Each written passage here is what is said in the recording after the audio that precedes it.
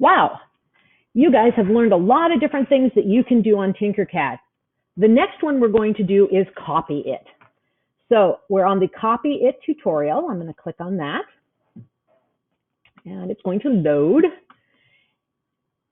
And it brings us to our wonderful work plane with some more instructions. So copy it. While creating in Tinkercad, it can be helpful to make a copy of a shape in your design. To make a copy, we can use the copy button on the top toolbar or use the hotkeys. We'll cover both options. So let's read the instructions and get going. It says, drag and drop the box shape from the library of shapes on the right side of the screen onto the work plane. Okay, so here's our box. I'm going to drag it out, put it in a hint. Bink. Perfect. I'm going to close this dialog box. Okay, next. Select the shape on the work plane by clicking on it, which we have. Use the copy icon from the top toolbar to create a copy. So if I click on that thing, it shows me. I'm going to make this one here copy. So I'm going to go up here and go copy. Then it says use the paste icon from the top of the toolbar to paste the copy next to the original. So I'm going to use paste.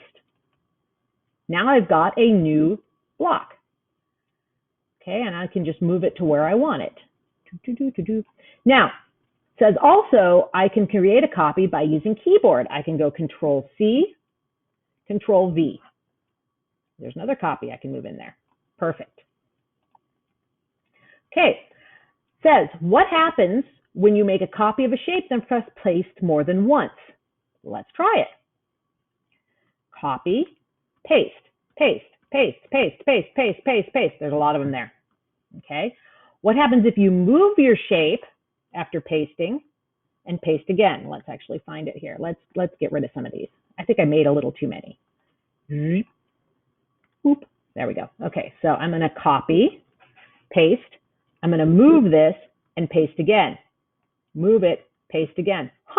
It keeps pasting it where I moved my next one. Perfect. Now, don't forget to take a screenshot and put it into your slideshow and